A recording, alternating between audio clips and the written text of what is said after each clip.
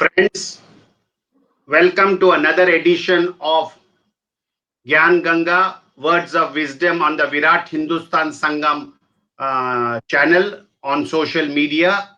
And today is the 14th of April, and in many parts of India, it's the new year as per our solar calendar. So, we are wishing our viewers a very happy new year and a safe year ahead.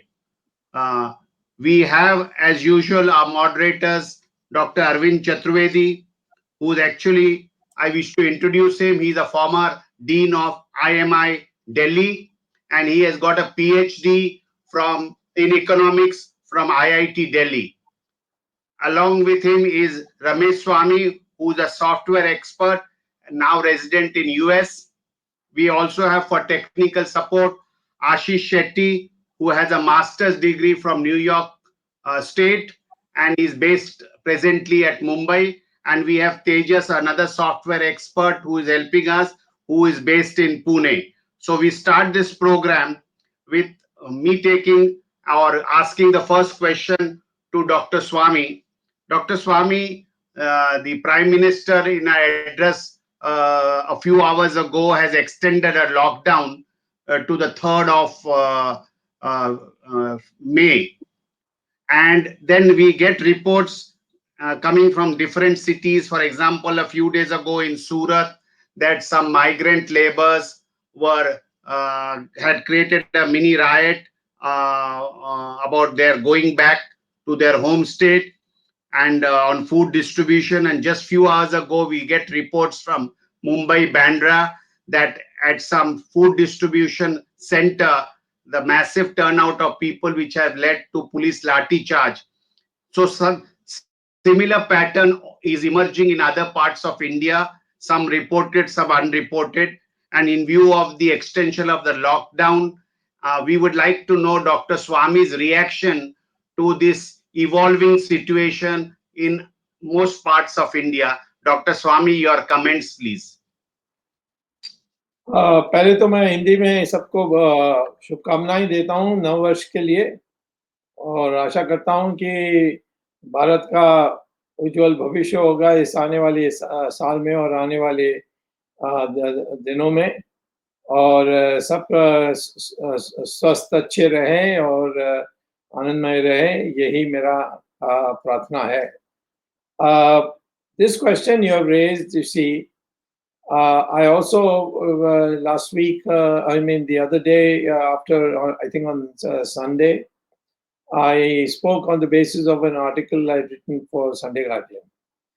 The key point is, which is always being missed by people in power and policy making or media, is that India, amongst the G20 countries, the only country where you find that both the economy and the health sectors have been very badly affected together. And of course, the economy has been going on for some time. We have been living in denial. I have been pointing it out. I've been writing about it since 2015. And it has got progressively worse. And I said it's a tailspin. It has literally been a tailspin now, would crash at any time. So in this context, you suddenly find this coronavirus thing where you have put a lockdown, which means everything has come to a standstill. There are no flights taking place. There are no trains running. Shops are closed, and so on.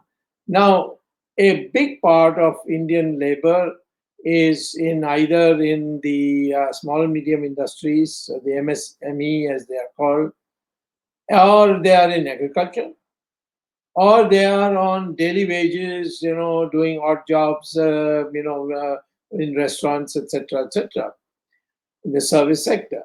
So now these people are paid in cash and they meet their expenses for the day out of what they earn.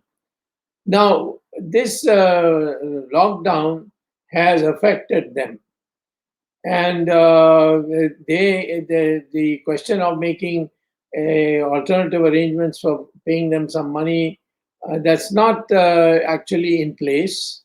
There have been some places where the government has provided food, but the food and its quality and its quantity, these have been greatly in short supply. And so, what we are seeing essentially is the beginning of a revolt.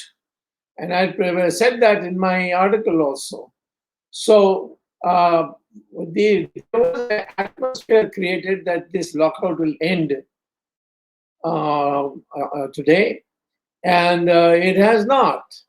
But the reason was that many things were being said, and the ministers had gone back to their offices. Now, if there's no work going on, what's the point in sitting in the office? So people thought this is an indication that there's going to be some, vast reduction of the lockout, if not complete abolition. Now, when the announcement is made, it just shocked a lot of people who are directly affected. And the worst part is those who are migrant workers. They may have been living years and years, but essentially they are people who have come for employment in, say, a place like Bombay or Surat and so many other cities. And when they earn and then they take summer vacations, and this is just about the time they would have been preparing to go home for summer vacations. And now we find that they are not able to go. They don't have money, and they are wherever they are working, they have been terminated, and therefore this is a very volatile, potent crowd, which can go and revolt at any time. And so, how much police can you mobilize? I mean, I would say that the amount of police we have is perhaps as bad as 1 in 1 lakh population. And 4,000 people assemble, and 300 policemen come in Bandra. Fortunately, it got dispersed or at least depleted. But generally speaking, this is going to continue because I think we have to woo the people much more and see that the next 3 weeks, I think, that is up to May 3rd, would be about 3 weeks. That it goes, nicely and well. Now, remember one thing, that even airlines, they are not migrant workers, but the airlines have stopped. And now they're saying we can't fly because you are putting conditions that if we restart the air services, you'll have to have passengers sitting 4 feet from each other. Now, 4 feet from each other means, the aircraft won't even be 1/3 full. They can't make ends meet on that. Or you have to give them, government has to give them money, but there's no such proposal. So same thing in trains. Do you have the capacity to move people without their rioting and pack themselves into compartments? So I think a lot of planning needs to go in, taking into account that the economy is in a bad shape, is getting worse because of the. So when the Prime Minister says that I would prefer to save a life than worry about the economy, unfortunately, the economy is a function of the health of the country, and the health of the country is a function of the economy. They are both interrelated, mutually dependent factors. So you can't separate the two. You can't say the economy can go to hell, and I will, ensure that people don't get coronavirus by imposing all those conditions like social distancing, etc. So I think we have today a very explosive situation, and I am apprehensive that we may have to call the army if we don't find drastic economic measures to see that nobody closes down, nobody fires anybody, despite saying, pleading, the Prime Minister pleading, don't fire anybody. I know a large number, take the television industry. How many people have been fired? How many people have been denied wages? I mean, it's without firing, you don't give wages, that's equally bad. So it is going across all the shops, they are not in a position to hire somebody and pay them money when they themselves are not selling anything. The inventory of theirs is growing. So all in all, I think the Prime Minister now will have to have a interdisciplinary, high-level people who will not be yes men and yes women, and create a committee and take this forward to the end of the coming lockdown. Thank you, Dr. Swamy, for that elaborate answer and the shape of things to come, and cautioning the nation about it. I would now request Dr. Arvind Chaturvedi to have his next question for Dr. Swamy. नमस्कार doctor स्वामी, आज doctor Bhimrao Ambedkar की जयंती है जी और पूरा देश उनको भारत का संविधान निर्माता मानता है। जी आप डॉक्टर अंबेडकर के बहुत बड़े प्रशंसक हैं और जी उनकी विद्वता के बारे में कहते हैं उनको पंडित अंबेडकर कहा जाना चाहिए। बिल्कुल। तो आज की उनकी जयंती के अवसर पर हमारे दर्शकों को डॉक्टर भीमराव अंबेडकर की विद्वता के बारे में अपना विचार प्रस्तुत करें। मुझे अम्बेडकर के बारे एक तो उनके लिखी हुई पुस्तकों और लेखों जो उनके आर्टिकल्स हैं उनको पढ़कर मैंने अपनी मन बनाई।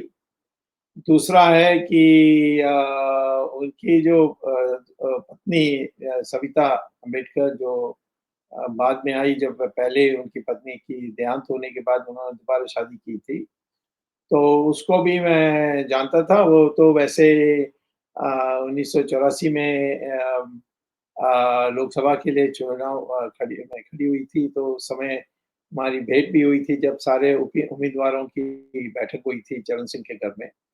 तो मैं ये सारे कुल मिलाकर ये कहूँगा कि अम्बेडकर एक शेड्यूल कास्ट के फैमिली से आए थे और वो भी सबसे गरीब जो थे, महार उनको कहते हैं। और उनको एक टीचर मिल गया जो उसको ट्यूशन दिया स्कूल के बाहर। स्कूल में उनको बाहर बैठना पड़ा, ऐसी नौबत थी। लेकिन ये टीचर, उसका नाम था अम्बेडकर। अम्बेडकर का ओरिजिनल नेम में अम्बेडकर नहीं था। ये टीचर ब्राह्मण टीचर था। उसने उसको पढ़ाकर कहा कि तुम बहुत होशियार लड़का हो, तुम्हें विदेश जाना चाहिए। तो अम्बेडकर फिर कोलंबिया यूनिवर्सिटी गए थे स्कॉलरशिप के साथ 1916, जब अमेरिकन भारतीयों के बारे बंदर के बराबर मानते थे।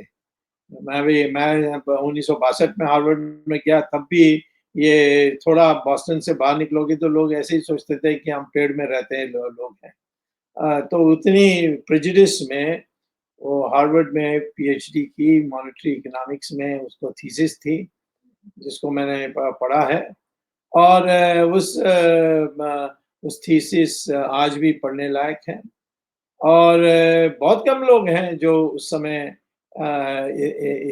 ऐसे टेक्निकल सब्जेक्ट में पीएचडी ली थी। बाहर जो लोग हमारे देश से जो अमीर लोग थे वो तो कैम्ब्रिज ऑक्सफोर्ड में जाते थे और वहाँ जेंटलमैन पास लेकर आते थे। जेंटलमैन पास पाने में उनके इंटरनल रिकॉर्ड्स में वो फेल हो गए, परंतु क्योंकि कॉलोनी से आए थे तो उनके लिए एक शान के लिए कि उनको डिग्री मिली है, वो जेंटलमैन पास उसको कहते थे।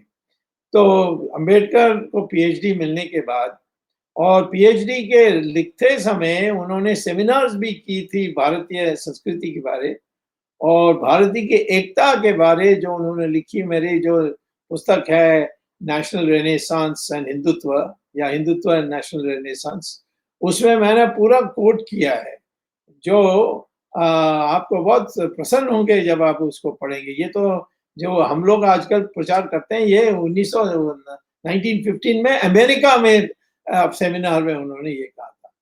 फिर बाद में लंदन गए, वहाँ लंदन स्कूल ऑफ इकोनॉमिक्स से उनको डॉक्टर ऑफ साइंस मिली थी इकोनॉमिक्स में, वहाँ एक और पीएचडी लिखी।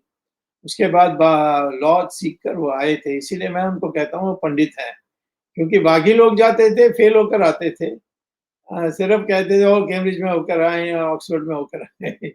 तो इनको जो, और यहाँ आकर उन्होंने जो सरदार पटेल और राजेंद्र प्रसाद जो प्रेसिडेंट थे कॉन्स्टिट्यूएंट असेंबली, और सरदार पटेल थे क्या फंडामेंटल राइट्स कमेटी के चेयरमैन थे, उन्होंने इनको ड्राफ्टिंग कमेटी का चेयरमैन बनाया और उन्होंने इतनी शानदार से सारी गतिविधियों को और वहाँ के प्रस्ताव, उनकी अनुमोदन और या उनकी संशोधन सब इतने सुंदर तरीके से की थी कि 2-2.5 साल में हमारी संविधान नवंबर 26 तारीख को 1949 दैट इज 1949 26 नवंबर को तैयार हो गई थी ड्राफ्ट और उस समय अडॉप्ट हुआ था।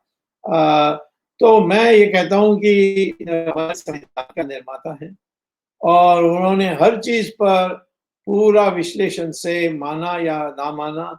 सोशलिज्म को रिजेक्ट कर दिया था, कहते हैं कि ये तो कभी काम नहीं करेगा हमारे जैसे देश जहाँ धार्मिक लोग हैं। फिर जहाँ तक सेक्युलरिज्म था, उन्होंने कहा क्या जरूरत है जब हम कहते हैं कि सर्वधर्म समभाव और फंडामेंटल राइट्स दिया हमने सबको अपनी रिलीजन को प्रीच करने के लिए, उसके लिए सेक्युलरिज्म जिसका कोई 50 परिभाषाएं हैं उसको हम क्यों जोड़े? नहीं जोड़े। आखिर में सेक्युलरिज्म तो आई और सोशलिज्म तो आई। इंदिरा गांधी के कारण में इमरजेंसी में सब लोग जेल में बंद थे तो सब हाँ में हाँ मिलाने वाले कांग्रेस वालों ने उसको पास की थी। तो परंतु ये सब चमकने लगे तब बड़ी ईर्ष्या आई जवाहरलाल नेहरू को। पहले तो वो अपने को पंडित कहते थे जब वो कैम्ब्रिज में जाकर जेंटलमैन पास लेकर आए और डॉक्टर अंबेडकर को किसी ने डॉक्टर नहीं बुलाया कांग्रेस वालों ने, उसको भीमराव भीमराव कहते थे क्योंकि वो जानते थे कि अंबेडकर उनका टीचर का नाम है, तो उनको इंसल्ट करने के लिए ऐसे करते थे। और आपको आश्चर्य होगा कि 1953 से जब भारत रत्न देने के लिए प्रक्रिया शुरू हुई, उनका नाम कंसिडर ही नहीं किया था जवाहरलाल नेहरू ने। और जब तक 1990 में जनता की सरकार आई तब हमारी जनता सरकार ने उसको भारत रत्न दिया था। तो आज ये कांग्रेस वाले बोलते हैं कि अंबेडकर का कहाँ, ये बीजेपी इतनी बोलती थी, बीजेपी तो उसमें हिस्सेदार था उस कोलिशन गवर्नमेंट में। तो और दूसरी बात है कि जब कॉन्स्टिट्यूएंट असेंबली हो गई फिर लोकसभा में खड़े हुए अंबेडकर बड़ी बहुमत से जीतने की जो संभावना थी, नेहरू ने अपने कांग्रेस वालों को कहा कि इसको किसी तरह को हराना है, तो जो पोलिंग बूथ में थी उसमें जो एजेंट्स थे उनको खरीदा। ये आप तो जानते हैं चुनाव में पोलिंग बूथ में एजेंट्स नहीं होंगे तो आप कभी जीत नहीं सकते, कितना भी लोकप्रिय। तो 2 बार लगातार उनकी जमानत जब्त हुई थी और वो दुखी होकर और फिर ये देखा निराश होकर उन्होंने फिर देहांत के 2 महीने पहले उन्होंने एक बहुत लाखों की भीड़ जोड़ करके कहा कि मैं अब हिंदू नहीं रह सकता हूँ, वो मानते नहीं है, मैं बुद्धिस्ट बनूंगा।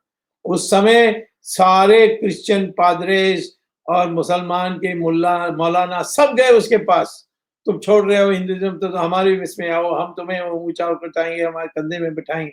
उन्होंने कहा नहीं, मैं तो इस देश का हूँ और इस देश में बुद्धिज्म पैदा हुआ है तो मैं मानूंगा। तो एक और चीज उन्होंने की जिसको कभी नहीं भूलना चाहिए। 1932 में अंग्रेजों ने मुसलमानों के लिए अलग से सेपरेट इलेक्टोरेट दे दिया कि मुसलमान कैंडिडेट को ही वोट देगा। उसी से पार्टीशन का मेंटालिटी आई थी और उस और टुकड़ा करने के लिए उन्होंने अंबेडकर को बुलाकर कहा कि हम शेड्यूल कास्ट के लिए भी अलग इलेक्टोरेट देंगे, सेपरेट इलेक्टोरेट उसको कहते हैं। महात्मा गांधी को लगा अब तो देश ऐसा बढ़ जाएगा कि ना के बराबर हो जाएगी, तो वो आमरण अनशन में पहुंचे।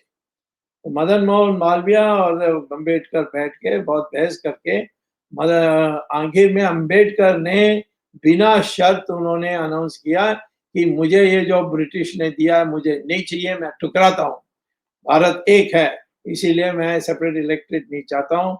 और उस समय उन्होंने कहा भी था कि शेड्यूल कास्ट हिंदुओं की एक हिस्सा है।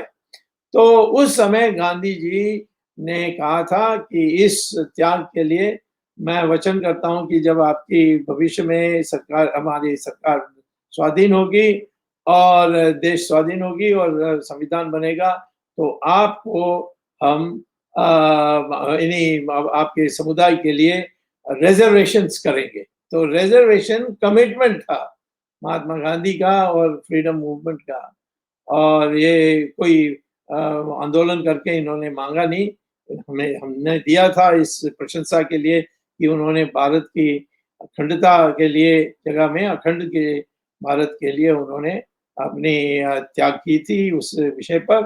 तो कुल मिलाकर के मैं कहता हूँ कि इसको हम या पंडित कहेंगे या महर्षि कहेंगे, परंतु ज्ञानी थे और बिल्कुल व्यक्तिगत जीवन में पूरा ईमानदार थे, और उन्होंने जो पुस्तकें लिखी है ये सब पढ़ने लायक है। हमारी कॉलेजेस और स्कूल में इसको कंपल्सरी रीडिंग करनी चाहिए भविष्य में। Thank you, Dr. Swamy. That was wonderful tribute to Dr. Ambedkar on his birth anniversary. Next question will be from Ramesh Swamy. Over to you, Ramesh. Thank you, Dr. Arvind. Namaskaram, Dr. Swamy. Puttandu Varthikal. Today also being a Tamil and Kerala New Year in Vishu. So Puttandu Varthikal. And through you to all my friends in Tamil Nadu and all over the world. Just a segue from Ambedkar, because typically the leftists have basically usurped him and claimed to be his icon. I mean, which is completely contrary to the whole thing. But if you look at it, but coming to the leftists, they've completely kind of taken over, and their influence on all these premier institutions in India is pretty tight, and it is becoming, they're making the students really they're pushing them to bad from worse. So I just want your thoughts on that. Well, you see, the left movement began essentially in a big way as a part of the establishment after the death of or the unnatural, untimely death of Lal Bahadur Shastri. And there was always a Soviet influence in our country. And after independence, Jawaharlal Nehru had been under their influence. He wanted to introduce Soviet-style planning, even though Gandhi and Patel were against it.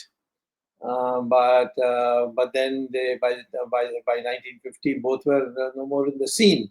So he became all-powerful, and he was able to bring in Soviet economic planning, these 5-year plans and so on. And then they started populating Congress party with leftist people. His own advisors were people who were recruited by Kim Philby, who was a well-known KGB agent in Oxford. And so our students used to go there, and he used to. And of course, the Soviets supported our freedom struggle, although they didn't support us in 1942 when they sided with, they made an alliance. Stalin made an alliance with Churchill, and Stalin betrayed Subhash Chandra Bose, and that's why Subhash Chandra Bose had to go to Japan and get Japanese support for his freedom struggle, where originally he was promised. And so this Soviet influence went, it's almost like white ants. It went slowly corroding. The first influence, Mahalanobis, for example, who was the deputy chairman was Jawaharlal Nehru, but deputy chairman of Planning Commission. He made sure that his selections are all Soviet-minded people. Most of the professors he selected for the Indian Statistical Institute were Soviet inclined, and they used to go for Soviet training in Soviet Union.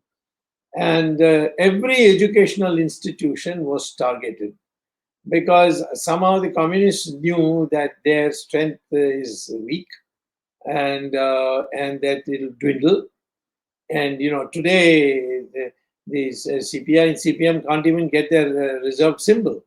That kind of situation, it is there. Only one state, CPM has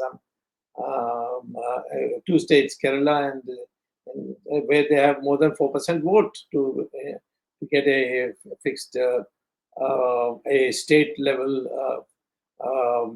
recognized symbol.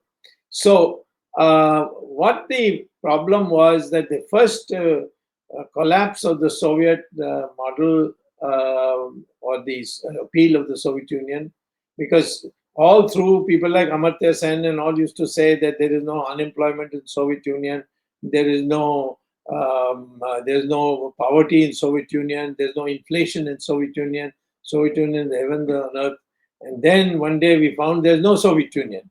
In 1990, Soviet Union broke up into 16 countries. And today what we have is only Russia. And it has some name, I've forgotten what name it has. It's not a Soviet Union name. So Russia has not taken the Soviet Union name.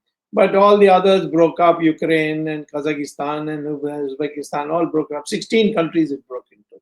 So there's no Soviet Union. So Soviet economic performance was bad, and it made us also slow because it meant extracting agriculture industrialization, and agriculture was already depleted. So therefore, we had a situation where the economy was going kaput, but then Chandrasekhar's government came, and then Narasimha Rao's government came, and we both, in series, we changed everything, and that's how today we have had so much growth.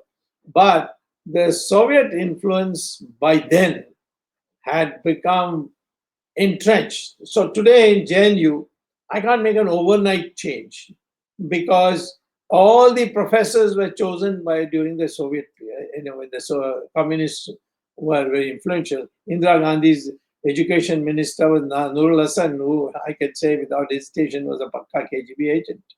And G. Parthasarathi was vice chancellor of JNU. And he was, I know, was a KGB agent. So these people, Huxer was the principal advisor for Indira Gandhi, and he was a KGB agent. DP Dhar, Fateh Dar, all these people. And so the Soviets made sure that somebody who's with them would be promoted, even if they have no merit, and someone who's against them and he was had all the merit, they would target him, they would call him a CIA agent, they would say all kinds of awful things and try to get him out of any position. And I was targeted by Mrs. Gandhi at the behest of the Soviets, and they ensured that a letter from the Delhi University asking me to become professor of Chinese studies in a specially set up chair by the UGC on Chinese studies at Delhi School. When I arrived here, I was told by Amartya Sen, sorry, your views are not acceptable to us, and therefore we'll ensure that you don't get the professorship. So this is the way they built a clientele. So young people wanting to become assistant professors, associate professors, or in the end professors, they had to toe the line of the Soviets. And of course, many have changed their colors. For example, Chidambaram and Enram, they used to jointly edit a highly left-wing journal called I forget the name, but it's gone out of business. So, but of course, Ram has remained steady, but Chidambaram has done a somersault, and being an opportunist that he is, now he'll not even own up to all kind of things he used to espouse. So today, if you are asking me why do they have so much influence, it is a leftover influence. And these jobs that they have are called tenured jobs. They can't be terminated, and therefore either we dissolve a university like JNU and create a new university, then we can get rid of all of them. But even in BJP, I find a little diffidence in dealing with these people. I remember the Bharat Ratna to Amartya Sen was given by the BJP government. I mean, it is shocking that they should have given it to him. But I mean, he had lots of supporters in the Congress party, but The fact is that the BJP government could have given it to so many others, you see, but they chose to give it to him because of this inbuilt inferiority complex, you can call it, because intellectually the people who are communists were taught like this. You see how to argue and how to. They distorted our history. Romila Thapar is an example of Soviet influence. They completely distorted our history. And even today, when Doordarshan is showing Chanakya, they're still giving that hackneyed thing that the Chandragupta Maurya was the one who confronted not even Alexander, some Porus. There's no Porus. It's all bogus. It's written by Greek historians who are master bluffers, you see. And so it's there on Doordarshan today. So I think what we have to understand is these influences weakening, growing less and less, but they are positioned, and we don't have a formula, or we have not even studied the formula how to carry out a purge. If the communists came to power after we had been there 30, 40 years, they will purge in no time. And they have done it also. It's not that they have not done it. After all, I'm an example that they targeted me and had me on the road and made sure I won't get any job anywhere in India. So that is the thing that on which you see today so much influence. But ideologically, they don't persuade anybody, but they somehow use all kinds of techniques to sort of blackmail you into supporting them. That is the Soviet line the world over. It's called active measures, disinformation, and they trap you, and then you stay with them after that.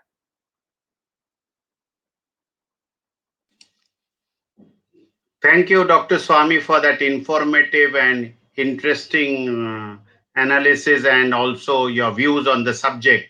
I think we are coming to the end of another episode of Words of Wisdom, Gyan Ganga, which we daily host on our YouTube, Facebook, Twitter, Periscope, and Instagram channels. And we thank the viewers for their overwhelming support for all the social media channel. And as you know, Dr. Swamy comes daily at 8 p.m. Indian Standard Time and answers a wide range of questions. Our program will continue every day at 8 p.m. I thank our panelists, Ramesh Swamy, Professor Arvind Chaturvedi, our support team of Ashish Shetty and Tejas for their overwhelming support for putting this program together and ensuring that Dr. Swamy's views and wisdom is shared with our viewers. Thank you very much. Dhanyavad. Jai Hind.